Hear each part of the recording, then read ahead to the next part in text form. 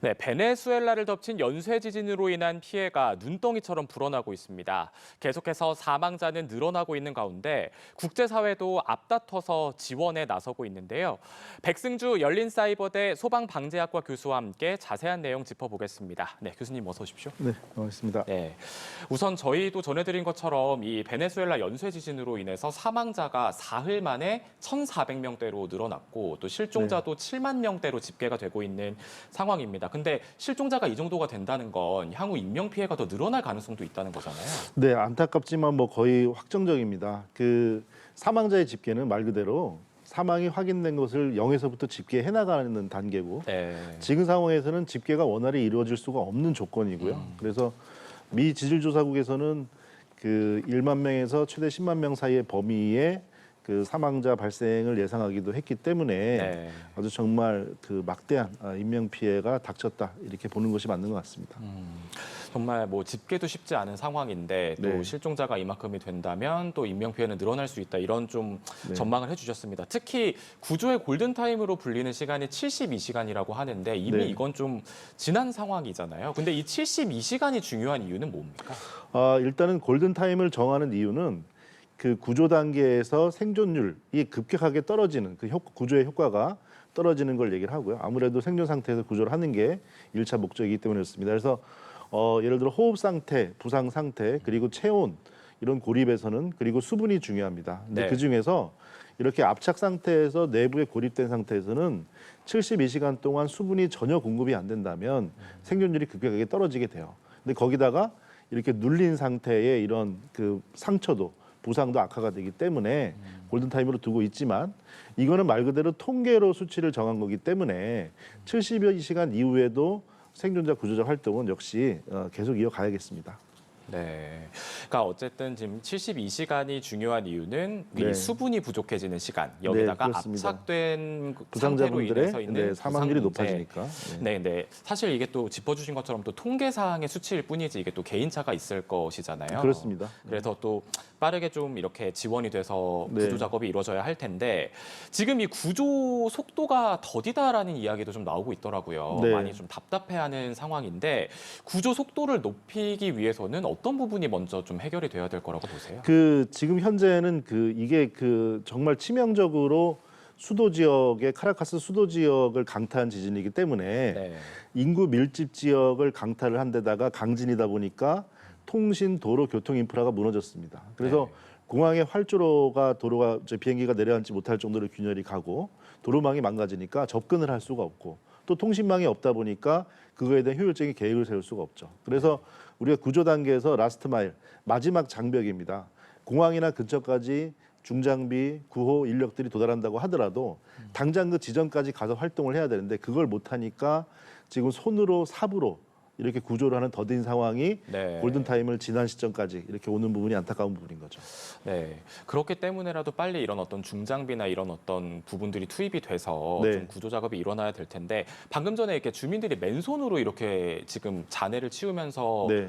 급한 대로 구조를 하고 있다고 하는데 이거는 좀 상당히 위험한 행동이 아닐까 싶습니다. 그렇습니다. 근데 이게 내 가족과 내 이웃과 우리 사회에서는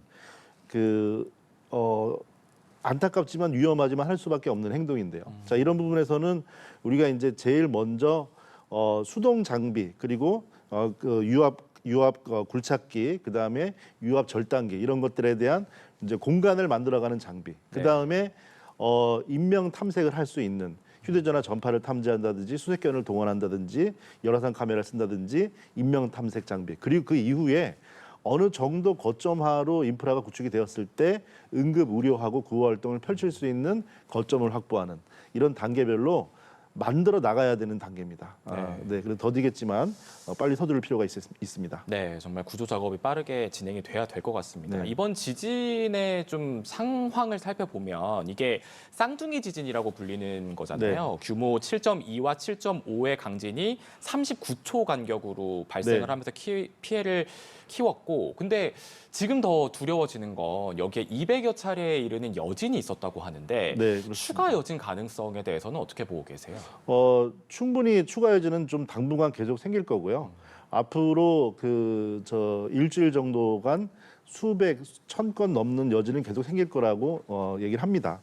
그래서 근데 여진은 생기지만 이제 이게 워낙에 큰 강진이 두 번이 연이어서 발생을 했고요. 네. 그래서 그 규모 이상의 이제 본진과 여진은 사실은 그 규모로 구별을 하기 때문에 그런 더 큰 그 정도 규모의 지진은 이제 예상 확률적으로 매우 낮은 상태고요.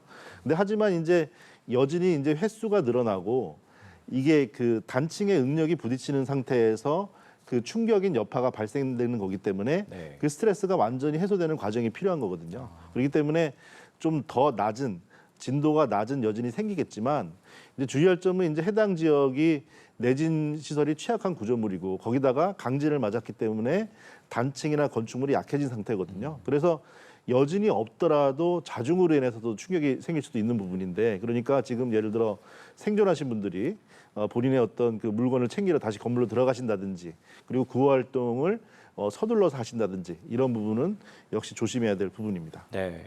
어쨌든 지금 단층의 응력이 부딪히는 상황, 이로 인한 네. 스트레스가 해소될 때까지는 여진이 이어질 수도 있는 네, 상황이다. 그럴 수밖에 없습니다. 네, 그렇게 말씀을 해주셨는데 방금 전에도 살짝 말씀을 해주셨지만 이렇게 구조를 해주시는 분들이 네. 뭐 급하게 들어가신다거나 뭐 본인 물건을 가지러 이 현장에 들어가신다거나 네. 굉장히 위험하다라고 그렇죠. 경고를 해주셨는데 이런 거 외에도 사실 여진 우려도 있고 또 건물 추가 붕괴 네, 위험도 있는 상황이잖아요. 네. 이런 상황에서 구조 작업을 할 때 또 주의해야 되는 점들은 어떤 게 있을까요? 네, 이제 현재 그 생존자분들의 구조와 병행해서 준비해야 될 부분은 일단 지금 부족한 구조대와 인프라 장비들을 거점화시켜서 최대한 많은 분들을 안전하게 만드는 것이 목적이거든요. 네. 그러니까 그런 부분에서 아까 말씀드린 그 안전지대를 정해서 거점을 확보를 해야 되고 그 거점을 기준으로 보급망과 의료진을 확보를 해서 그 거점을 중심으로 구조대를 펼쳐 나가고 이후에 그 지진 이후에는 2차, 3차 피해들이 있습니다. 네. 지금 현재로서는 당장은 뭐 붕괴, 화재, 추락 이런 것들로 이어지지만요. 이제 수일이 지난 이후부터는 이 자체가 이제 질병이 확산되고 감염병 문제도 생깁니다.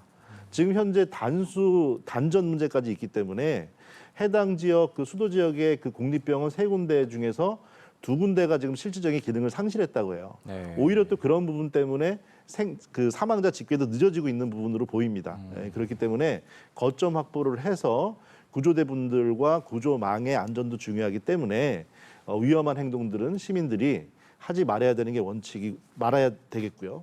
이런 부분들은 우리 시민들도 교훈으로 삼으셔야 합니다. 네.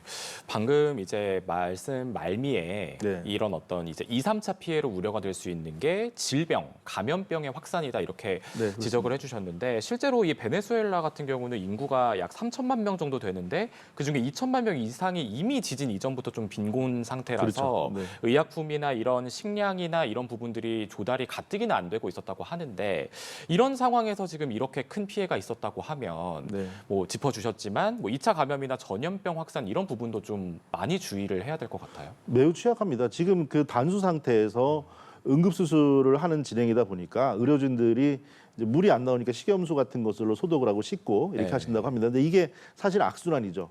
식염수와 소독약제 이런 것들이 또 다른 용도로 쓰이고 대체가 되면 물품 부족 현상이 이루어질 거고요. 네. 말씀하신 대로 경제적 인프라가 부족한 상태에서 국제적인 의료 지원은 해당 지점까지 도달하는 데 시간이 걸릴 것이고요. 그런 부분 때문에 거기다가 그 수도를 이렇게 강타한 이런 지진 부분에서 매우 악조건이 겹친 상태입니다. 네.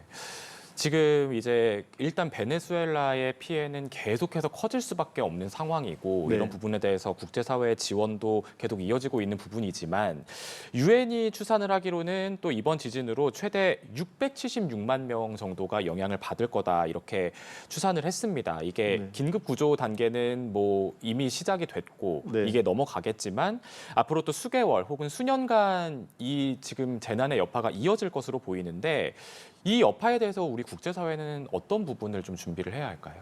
네, 일단 해당 국가에서 보면 이게 사실은 안전 측면을 벗어난 얘기지만 경제 위기, 10년이 넘어가는 경제 위기와 그리고 올해 1월에 그 어떤 정권대 문제 때문에 마두로 정권 문제 때문에 그러니까 정치적, 경제적 충격을 재난 상황에 맞닥뜨린 국가고요. 네. 유엔이 추산하는 600명 이상의 직간접적인 지진 피해 여파는 전체 인구의 20%에 해당합니다. 네. 그러니까 국가 전체가 어떤 재해적, 정치적, 경제적 맞닥뜨린 상태이기 때문에 그 때문에 또 미국에서도 경제적인 지원 그리고 일부 경제 제재를 풀겠다 이런 말도 하는데요. 지금 현재는 정치적 경제적인 이유보다 우리 국가 모두가 이런 그 국가적인 재난을 맞닥뜨린 국민들을 지구인들이 공감하는 측면에서는 모든 면의 지원을 아끼지 않아야 된다. 그 말씀을 저로서 드리고 싶습니다. 네, 정말 이런 어떤 지원들이 활발하게 이루어져야겠습니다. 네, 그렇습니다. 이제 사실 우리나라도 이 지진을 보면서 네. 사실 좀 안심만 할 수는 없는 상황인 게 네. 최근에 일본을 비롯해서 이 환태평양 지진대라고 하잖아요. 일명 불의 고리라고 불리는 지역에서 지진이 잇따르고 있는데 이게 이제 우리나라에 영향을 줄 수 있을 것이냐 이런 네. 부분 때문에도 우리도 사실 좀 불안한 입장이잖아요. 네. 이런 부분은 좀 어떻게 보십니까? 그 환태평양에서 불의고리 지진대에 대한 부분은 약간 지금도 벗어나 있죠, 사실은. 그러니까 거리 측면에서 보면요. 이쪽 칠레 태평양 쪽의 지진대 부분을 약간 벗어난 캐리비안판 쪽에 대한 그리고 남아메리카판 캐리비안판 쪽에서 벗어난 분들이기 때문에 우리나라도 어떻게 보면은 약간은 떨어져 있지만 네. 역사적으로 보면은 지금 그 여러 사료나 이런 걸 조사할 때 가장 공식적인 자료를 보면 2000년 동안 그 우리 한반도에서 강진이 15차례 이상 발생을 했습니다. 네. 지금 베네수엘라 지진도 1900년도에 대지진 이후에 126년 만에 일어난 대지진이고요. 네. 그게 그 126년 전에 지진의 강도를 뛰어넘은 대지진이 된 거죠. 그러니까 우리도 2000년 중에 15번이면은 상당히 우연하게도 비슷한 정도의 범위로 통계를 나눠줄 수 있습니다. 네. 다시 말씀드리고 싶은 거는 그 실제로 밝혀진 것들에 대한 지진 통계를 냈고 그 강도를 옛날에는 공학적으로 계측한 건 아니니까 더 많았다고 볼 수도 있기 때문에 우리나라도 당장 우리 세대에 맞닥뜨리진 않았지만 강진의 위험에서 벗어나 있지 않다는 것은 분명히 인지를 해야 되는 겁니다. 네, 알겠습니다. 우리도 이런 어떤 지진에 대한 뭐 내진 설계가 제대로 되어 있는지 이런 부분들도 좀 계속해서 짚어봐야 되는 그렇습니다. 상황인 것 같습니다. 네, 네. 알겠습니다. 오늘 말씀 여기까지 듣겠습니다. 지금까지 백승주 열린사이버대 소방방재학과 교수와 함께했습니다. 오늘 말씀 고맙습니다. 감사합니다.